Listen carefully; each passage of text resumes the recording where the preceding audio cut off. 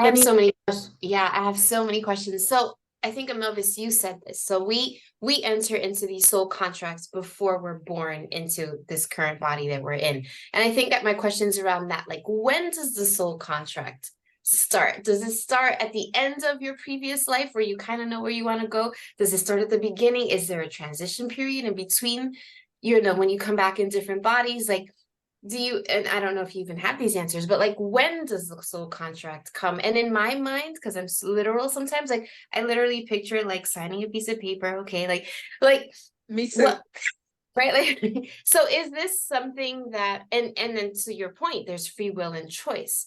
What happens? So when does it start? And then what happens when we deviate with our decisions? Because we do have free will. What happens to that soul contract if we deviate away from what we signed up for? You want to answer that? Yet to this point, so I am completely floored right now in a great way. I did not, so in my understanding, I thought we could not change our contracts. So everything you just said has literally like made me exhale from my soul, because there's some traumas that I wish I didn't go through, too late now. But like, like if I'm still going through the same thing, like, can I have the ability to say, you know what? I've had enough of this. I'm ready to really, like, you just made me feel so empowered in a way that I've never felt before. And I had no, and I love your question, MJ. Like, I didn't know we could, like, that we could change them. So I don't know. And to this point, like, do you recommend that people do this in a ceremony or with someone like you, Victoria? Is it something that we can do on our own? Like, is it safe to do it on your own? Like, what do Yeah. you recommend for people that are, in similar positions, I guess, to MJ too? Like, if you're tired and want to change something, can you do it alone, or Yeah, of course. I think that is, saying yeah. that for me and for our viewers? It's such a powerful message. Like, we're talking about things, as you said in the beginning, we don't know all the answers, we know some of the pieces, so it's unknown territory. It's always a little bit scary, so having that person to kind of guide you through first until you build up the confidence.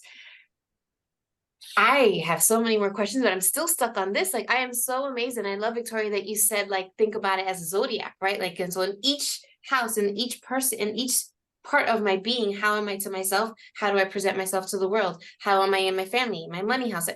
It kind of helps me kind of put a better picture, because actually that was one of my questions. How can people who are not really in this world and in this realm, how can they start to tap into what their soul contracts are?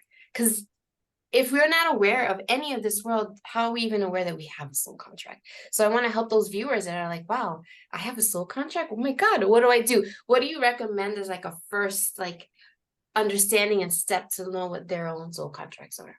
I think one I of the feel like your example of the ancestral trauma was speaking directly to me. I hope you viewers at home, if you're experiencing the same thing, that you're getting all this amazing knowledge. So you're saying that starting with the birth chart is probably a great place to kind of see where we made some of these contracts. And do you offer these services, Victoria, for the viewers? Like, could they do that with you? Can they, like, how do you find someone to find your birth chart?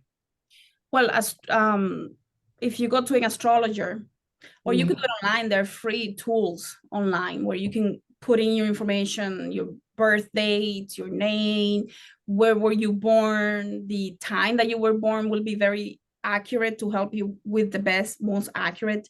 And then you get all of these, like the whole chart telling you everything that you need to know about yourself, right? Deciphering that can be difficult, so you definitely need the help of an astrologer. This is not something that I do. I focus on the healing part of that. So somebody will come to me and say, this is my birth chart and this is all, and it's making sense because and then we take it little by little.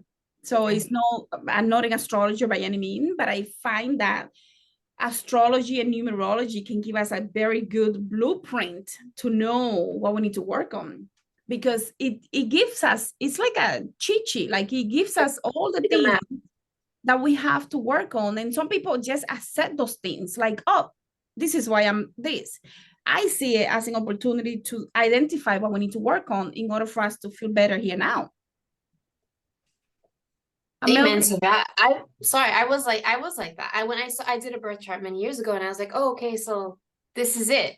Right? Like, I thought that paper was like, okay, okay, got it. But no, you are really giving me this sense of like hope and like newfound enthusiasm to do more healing, because why not? If it's not it's predetermined, but it's not destined, is what I'm hearing you say, right? Like we have the ability to renegotiate and change and shift, and that's beautiful. Well, I think part of the for for a lot of us, all of us, if I can say that, is there as this is why you do some of the things. But in order for you to grow, you have to overcome those challenges, right? If you have a lot of, okay, I'm Scorpio, I can be very intimidated